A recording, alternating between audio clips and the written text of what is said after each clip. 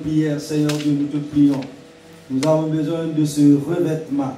Nous avons besoin de la puissance d'en haut. Nous avons besoin des armes, de ces armes spirituelles pour le combat, Seigneur Dieu, pour remporter la victoire et pour l'avancement de ton royaume. Seigneur Dieu, est en ta main ce soir et manifeste la gloire de ta toute puissance dans la vie de tout un chacun. Et au nom de Jésus, que quelqu'un dise Amen, Amen, Amen, Amen. Amen. Gloire à Dieu. Amen. Allez vous asseoir. Et je vous invite à prendre vos Bibles avec moi. Alléluia. Gloire à Dieu. Gloire à Dieu. Quel est le titre de l'enseignement? Donc nous sommes sur ce grand thème-là. Les armes du chrétien pour le combat spirituel.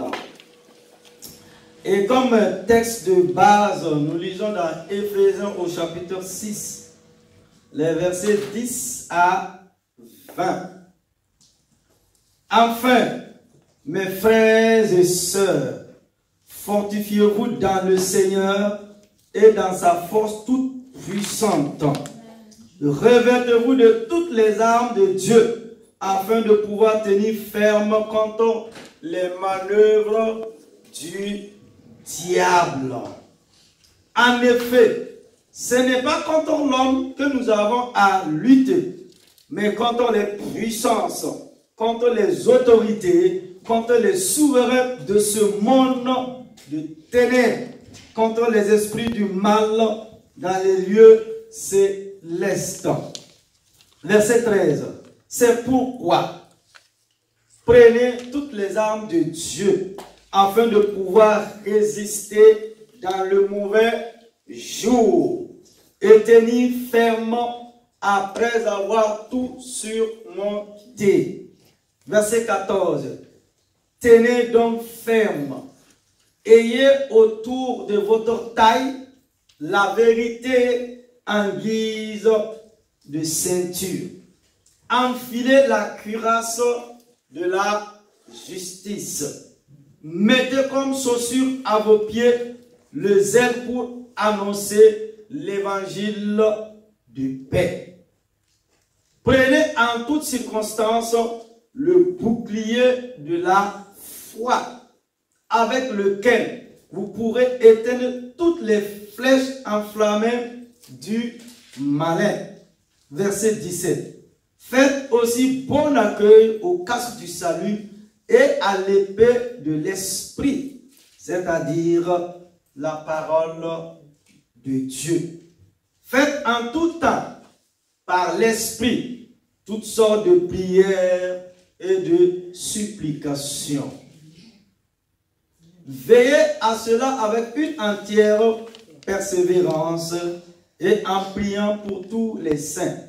L'apôtre dit ici au verset 19, priez pour moi afin que, lorsque j'ouvre la bouche, la parole me soit donnée pour faire connaître avec assurance le ministère de l'évangile. C'est pour lui que je suis ambassadeur dans les chaînes. Priez que j'en parle avec assurance comme je dois le faire. Quelqu'un peut dire Amen à la parole de Dieu? Amen. Amen. Amen. Amen. Donc, deuxième arme, verset 14b de Éphésiens 6. Enfilez la cuirasse de la justice. Nous avons vu la semaine dernière la première arme, la ceinture de la vérité. La vérité et la justice sont étroitement liées. Les accusations de Satan n'ont aucun effet sur la justice personnelle, mais ont le même effet que l'eau sur les plumes d'un canard. Les forces des ténèbres se tiennent prête à nous attaquer au moyen d'injustice. L'injustice donne le pouvoir à Satan de pratiquer à son tour l'injustice sur celui qui la pratique. Jésus disait un jour à ses disciples, « Je ne parle plus guère avec vous, car le prince de ce monde, c'est-à-dire Satan, vient, mais il n'a rien à moi. » Jean 14, 30. Il était en droit de dire cela, car il était revêtu de la cuirasse de justice. Qu'il soit dit la même chose de nous, en tant que chrétiens, enfants de Dieu, lorsque Satan essaie de nous passer au crible comme le blé. Pour mieux comprendre de quoi il s'agit, dans l'armure des combattants, la cuirasse couvrait le corps à partir du cou jusqu'aux cuisses. Elle comprenait deux parties, deux corps, l'une pour le dos et l'autre pour la poitrine, rattachées par des lanières sur les côtés. Sans la protection de cette cuirasse, aucun soldat ne tenait longtemps un combat. Cette pièce de l'armure protégeait son cœur et les autres organes vitaux de son corps. Pourquoi le verset précise-t-il la cuirasse de la justice? Et de quelle justice s'agit-il? Celle de Christ, bien sûr, car jamais un chrétien revêtu de sa seule intégrité ne pourra affronter Satan, sinon l'ennemi de notre âme. Il est indispensable d'être justice de Christ. Bien sûr, la signification de l'expression revêtir la cuirasse de la justice dépasse le simple fait de demeurer dans la justice de Christ.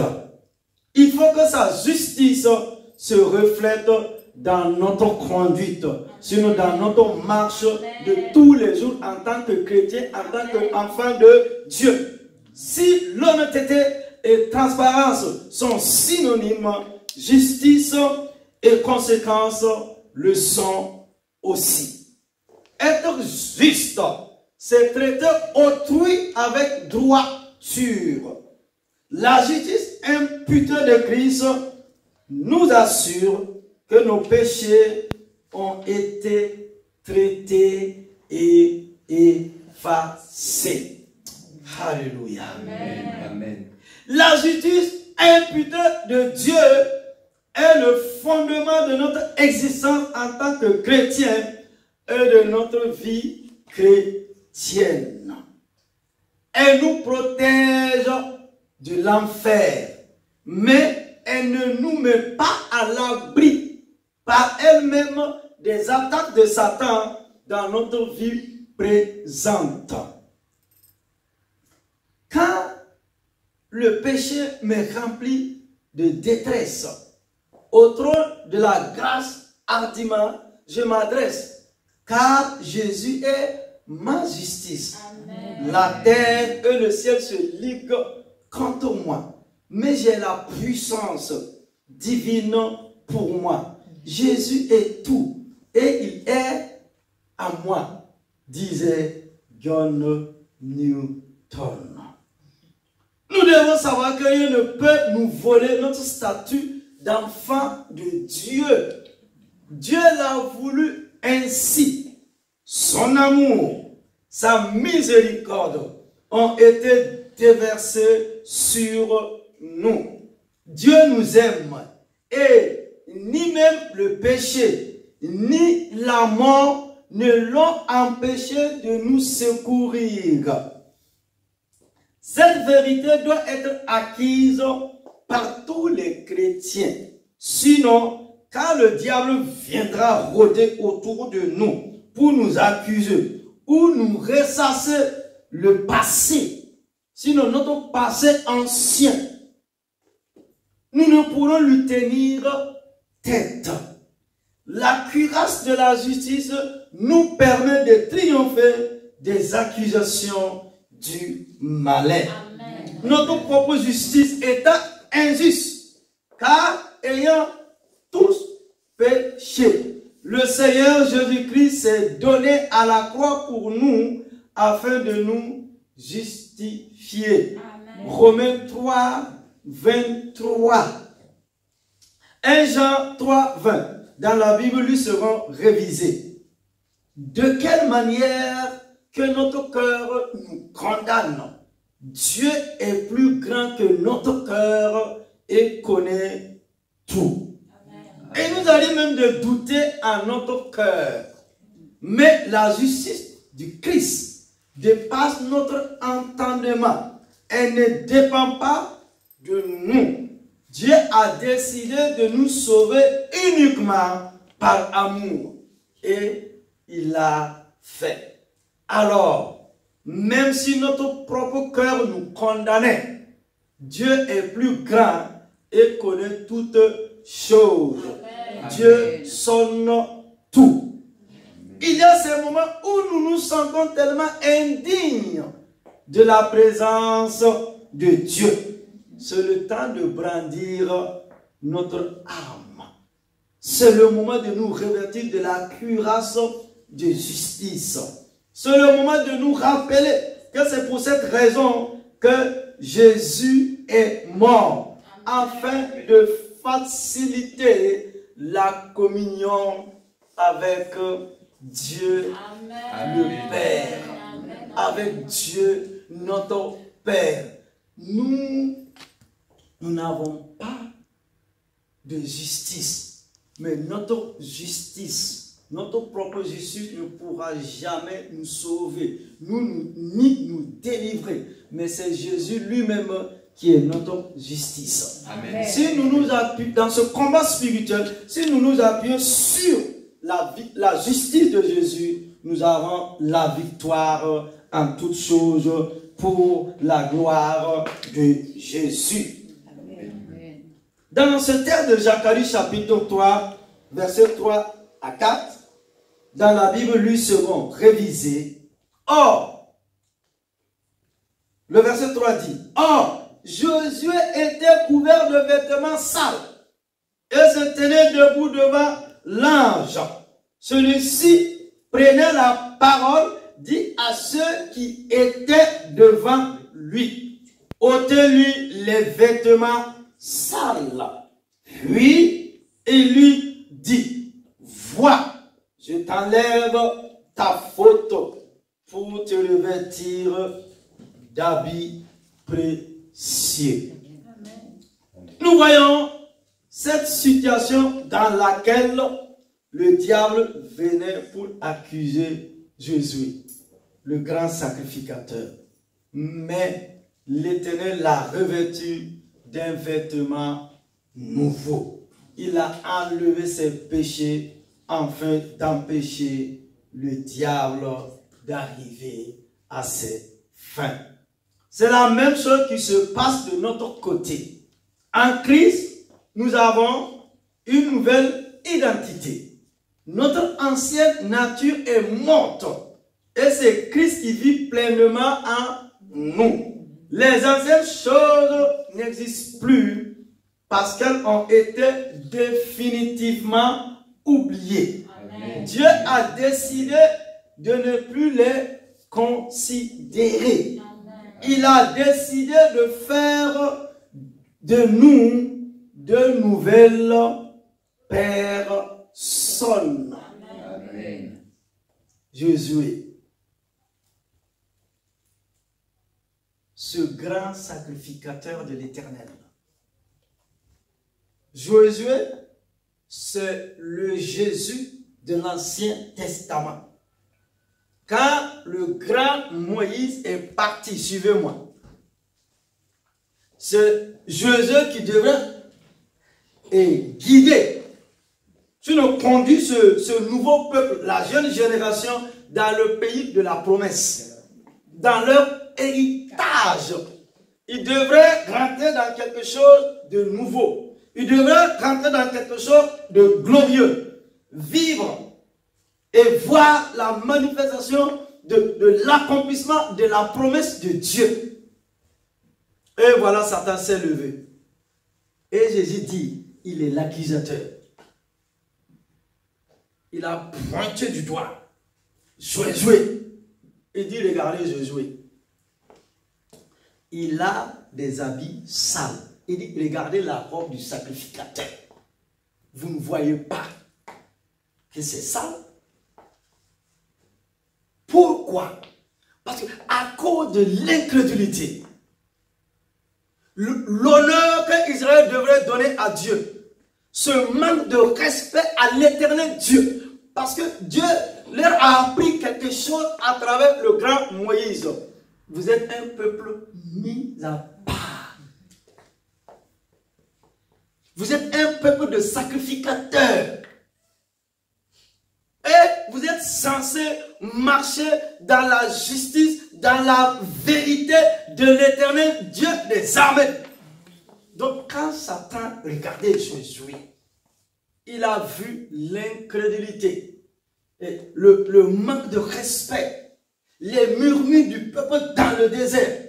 C'est toutes ces choses-là qui étaient sur Josué, le leader. Maintenant, Dieu envoie l'ange dire, je pardonne à ce peuple-là. Oh, alléluia. Amen. Je pardonne à Israël. Je pardonne à mes enfants. Et ils ont enlevé cette robe-là.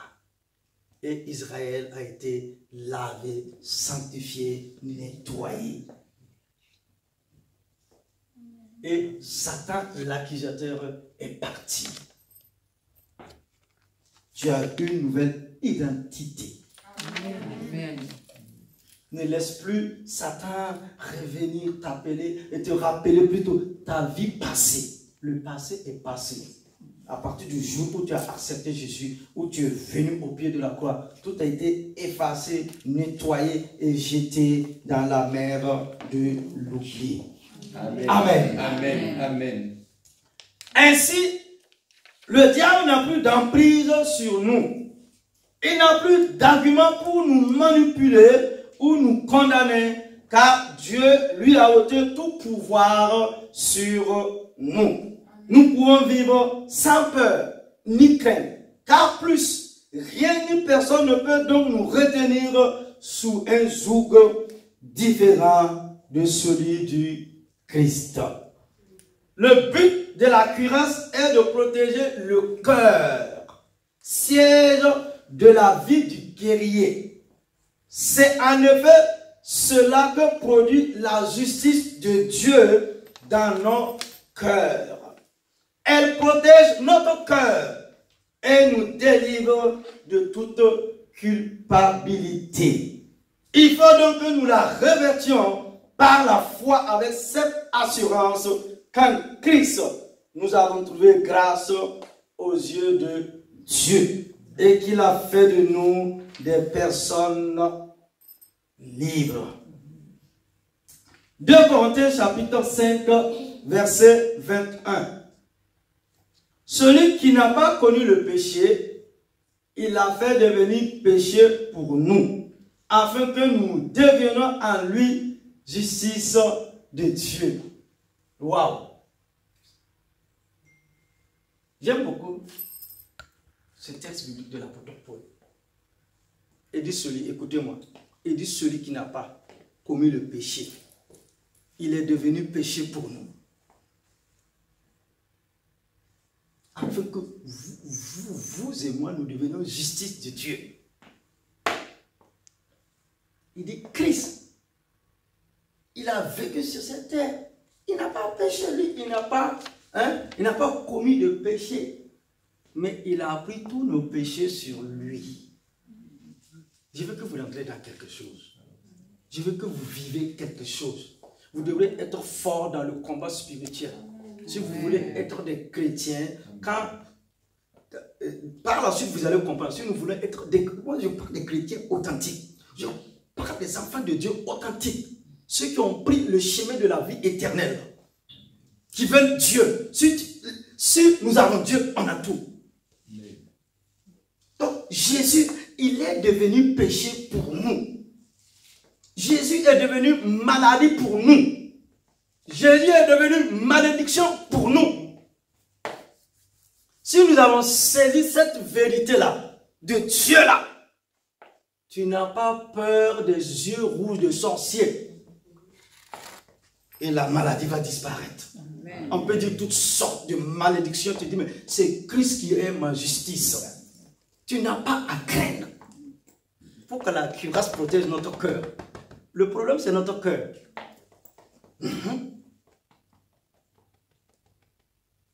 Parce que Dieu, il sonde. Il sonde les cœurs. Est-ce que le cœur est à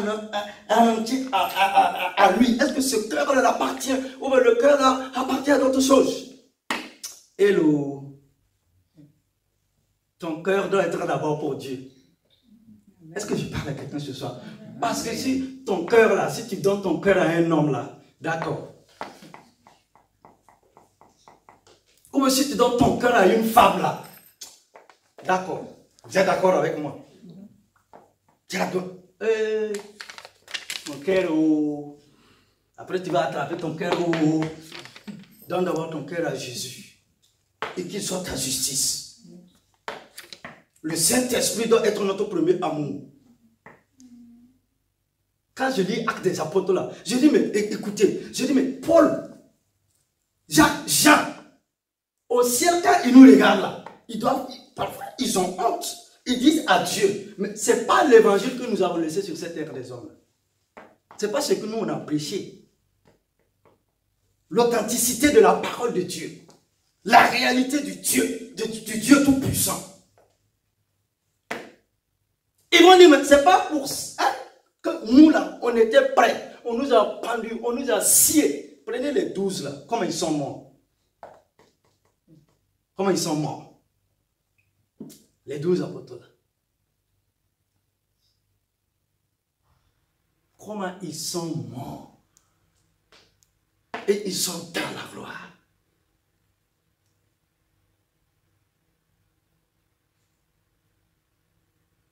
Dieu veut d'abord notre cœur. Quand on fait même les choses de Dieu et qu'il n'y a pas notre cœur dedans, Dieu ne nous bénit pas. Le cœur et la vérité. C'est un enseignement que j'avais donné, le cœur et la vérité. C'est quand il y a les épreuves, les difficultés, vous savez, le cœur là, ça sort. Donc on a besoin de cette cuirasse de la justice là. Paul dit, si nous voulons gagner la victoire dans ce combat spirituel là, nous devrons dire, mais Christ est devenu péché pour nous. Donc on n'a plus à se culpabiliser.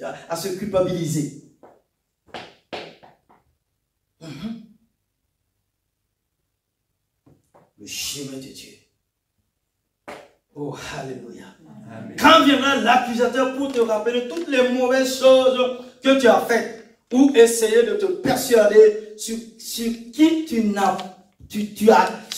as été, n'oublie jamais que tu es désormais la justice de Dieu en Christ. Fais-lui savoir que ces choses sont passées et que Dieu renouvelle son amour en tout temps pour toi à travers Jésus-Christ de Nazareth. Amen. Nous arrivons à notre troisième arme. Verset 15. Troisième arme. Les pieds saucés. Je ne vous attends pas. Hein? Des ailes. Bon, répétez. Les pieds chaussés de zèle. Les pieds chaussés de zèle. Les pieds chaussés de zèle. Le verset 15 de Éphésiens 6. La chaussure est l'un des éléments les plus importants de l'équipement du combattant. Si la bataille traîne en longueur, il est important que le protagoniste soit correctement chaussé. Paul fait ici allusion à Ésaïe 52, verset 7. Est-ce que vous lisez ce texte-là de l'Ancien Testament où le grand apôtre, inspiré par le Saint-Esprit, fait allusion à Ésaïe 52, verset 7. Ésaïe 52, 7. Qu'ils sont beaux sur les montagnes les pieds de celui qui apporte de bonnes nouvelles, qui annonce la paix, de celui qui apporte de très bonnes nouvelles, qui annonce le salut, de celui qui dit à Sion, ton Dieu règne. Oh, alléluia. Ton Dieu règne. Ton Dieu règne. Ton Dieu règne sur les circonstances. Ton Dieu règne sur les épreuves. Ton Dieu règne sur les difficultés. Dieu règne sur la maladie. Dieu règne sur la malédiction. Je dis Dieu règne sur tout ce que les hommes peuvent dire ou faire sur ta vie. Ton Dieu règne. Il dit qu'ils sont beaux. Amen. Tes pieds là, c'est beau. Ceux qui annoncent l'évangile, ceux qui courent venir dans la maison de Dieu, ceux qui cherchent la présence, la réalité de Dieu, qui sont beaux. Tu es né pour annoncer la bonne nouvelle du royaume de Dieu. Oh, alléluia. Amen. Oh, alléluia. Amen. Seigneur. La chaussure du soldat romain était une sorte de sandale à semelle cloutée. Faites le tourner. Regardez la chaussure. Waouh. L'historien Flavien Joseph parle de chaussures pourvues d'une épaisse semelle à clous pointus. Cet équipement n'était pas courant à l'époque. Il conférait aux soldats un grand avantage sur l'ennemi. On ne peut pas aller bien loin, pieds nus, sur des rochers tranchants et des débris de verre, seul sur un tel terrain pour tenter de combattre. C'est pourquoi nous devons avoir les pieds protégés. De la même manière, celui qui apporte l'évangile aux autres doit être capable d'endurer la souffrance pour la cause de l'évangile. Il ne doit pas devenir sensible et susceptible à l'opposition qu'il rencontre, comme des pieds nus le seraient sur du verre et des rochers tranchants.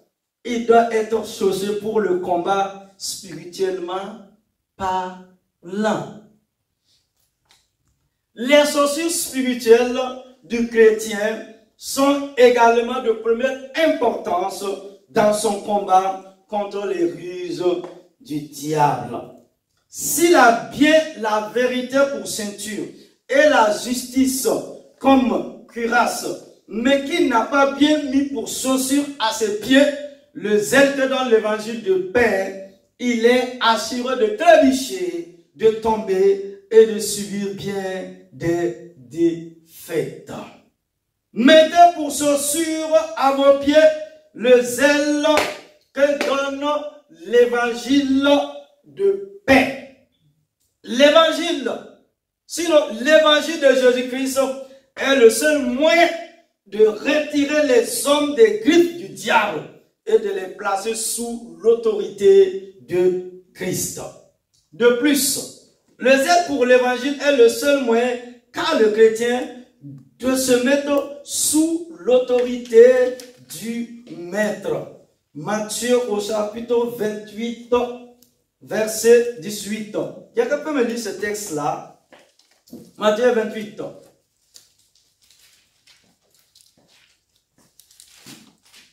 Matthieu 28, 18. Matthieu 28, 18. Jésus s'approcha et leur dit, tout pouvoir m'a été donné dans le ciel et sur la terre. Allez donc, faites de toutes les nations des disciples.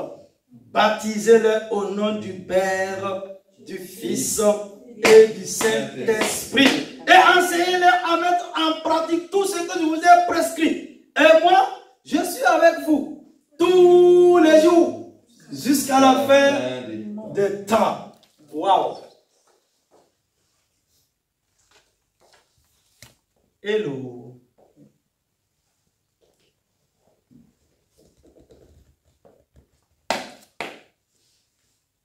Mettez les pieds chaussés de zèle. Même dans notre monde aujourd'hui, quand vous regardez les militaires, la légion étrangère et autres, là, quand vous regardez leur habillement et leurs chaussures, là, c'est différent de pour nous. Hein? Ça n'a rien à voir. Et quand tu le vois, tu sais qu'il est préparé pour aller combattre. C'est ce que l'apôtre Paul nous enseigne. Ce grand apôtre de tous les temps. Il dit, nous devons être zélés pour les choses de Dieu. Quand Jésus partait au soir de sa vie, il était arrêté et il a dit, allez. Il a dit à tout le monde, allez et faites de toutes les nations des disciples. La mission première de l'Église, c'est de faire de toutes les nations des disciples et les enseigner les principes du royaume et enseigner l'héritage que Jésus, les apôtres et les pères de la foi nous ont légué. Il dit, allez, tu es porteur d'une bonne nouvelle. Allez évangéliser. C'est ça, ça veut dire. Notre vie doit parler. Notre témoignage doit parler. Nous devrons amener des hommes et des femmes à accepter Jésus, à recevoir Jésus. C'est la mission divine. Et c'est ce que moi j'aime.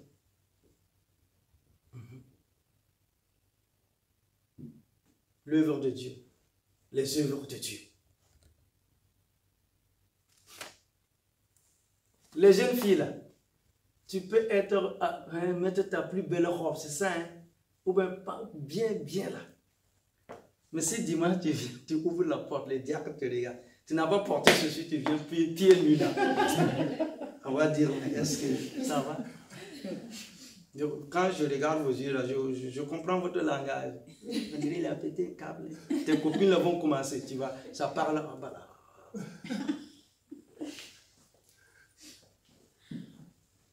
C'est ça. Tu as dit, tu es bien sapé et puis tu as oublié tes chaussures. Tu viens comme ça. Moi-même après, je vais prier pour toi. Parce que... Mais comment se fait-il que nous voulons aller dans le combat spirituel sans avoir ce revêtement? C'est une arme que nous devrons avoir. Les pieds chaussés de zèle. Paul voulait faire comprendre aux Éphésiens ce jour-là.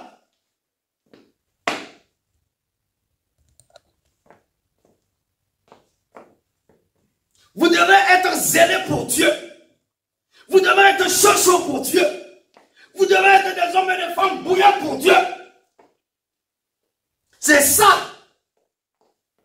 Mais pas des chrétiens, pas des enfants de Dieu tièdes. Aujourd'hui, c'est ça, hein? On est en haut de la montagne. Demain, là, on est en bas. Comme ça. Comme ci, comme ça. Nous devons être des femmes et des hommes affermis. Parce que nous servons un Dieu puissant et glorieux. Amen. Dieu doit être le centre de toutes choses dans notre Notre priorité, c'est Dieu. Et tu vas voir. Dieu lui-même, il va accélérer les choses. Dieu lui-même, il va ordonner. Dieu lui-même, il va commander. Alléluia. Amen. L'évangile est le seul moyen de retirer les hommes des griffes du diable et de les placer sous l'autorité de Christ. De plus, le zèle pour l'évangile est le seul moyen qu'a le chrétien de se mettre sous l'autorité du maître. Matthieu 28, 18. Dit que notre arme offensive est l'évangile de paix n'est paradoxal qu'en apparence. Lorsque les hommes sont en paix avec Dieu, ils peuvent aussi être en paix les uns avec les autres et présenter un front uni envers leurs ennemis communs. L'évangile de paix est la merveilleuse vérité selon laquelle nous sommes maintenant en paix avec Dieu et un avec lui. Vous savez pourquoi l'homme moderne est traumatisé? Ce siècle-là, quand les observateurs, les médecins, les savants, la fin du 20e siècle, sinon la moitié du 20e siècle jusqu'à maintenant, là, nous avons consommé plus de médicaments. L'homme, malgré l'avancée de la médecine, l'homme est resté malade. Pourquoi? Paul dit, le cœur. Dans notre cœur là, on n'a pas fait la paix avec Dieu. Si j'ai pas la paix, c'est ce que tu as que tu donnes. Hein. Si je n'ai pas la paix de Dieu en moi, ce que je vais vous transmettre là, c'est frustration. Vous êtes d'accord avec moi? Je vais tout doucement, je veux que vous saisissiez cela. Cette vérité de Dieu là, et vous allez voir, à quelque temps tu vas dire, waouh, mais je suis rentré.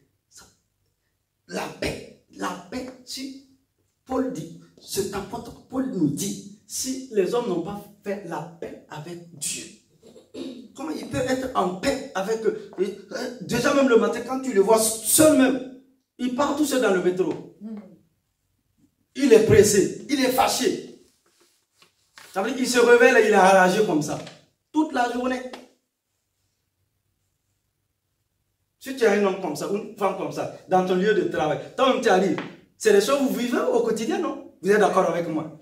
La personne est enragée. Il n'a pas fait la paix avec Dieu. Comment il peut faire la paix avec son prochain? Lui-même, il ne s'aime pas. Comment il peut aimer l'autre? Dites-moi.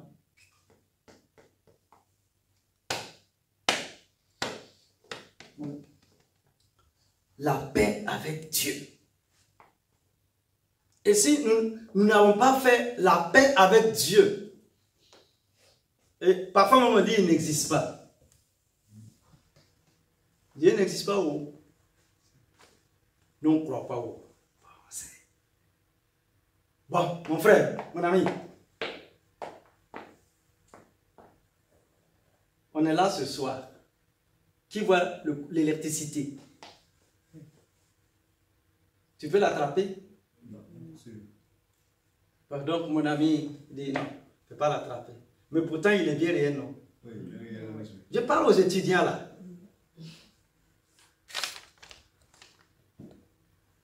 Bac plus 5 et autres là. Je vous parle. Comment c'est Bac plus 2? 6. C'est Bac plus 6. Waouh. Ça, ce sont mes filles. Il faut aller jusqu'à 15. C'est ça même. C'est tout comme ça. Boum, boum. Parce que je sais que docteur, c'est plus de Bac plus 15. Hein. C'est beaucoup d'années là. Mais il est là, non? Mon ami. Donc, si quelqu'un veut dire le contraire, il suffit seulement qu'on lui dise, il n'a qu'à prendre son doigt et puis mettre dans.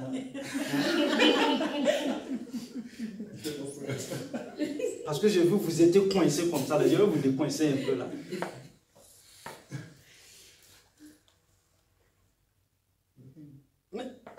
Oh mon ami, mon ami,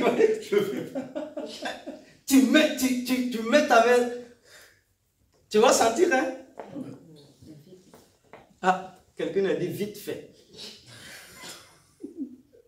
Donc Dieu existe, il nous voit, il nous connaît.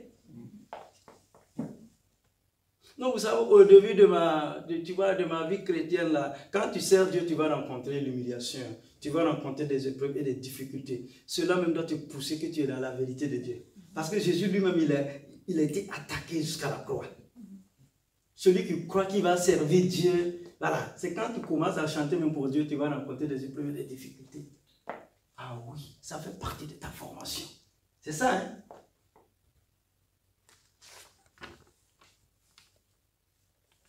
C'est un signe que Dieu t'approuve qu'il est là. Il est là, hein? Sa présence est là. Il y a une réalité de Dieu. Tu ne peux pas attraper le courant parce que... Non, est-ce que tu peux l'attraper? Mais tu vois les effets. Dieu est bien réel. Hein? L'homme moderne doit le reconnaître. Que cette terre-là, le ciel-là, a un créateur. Celui qui est ton Père, celui qui est ton Dieu, celui qui est ton Seigneur. Acclame ce Dieu-là qui est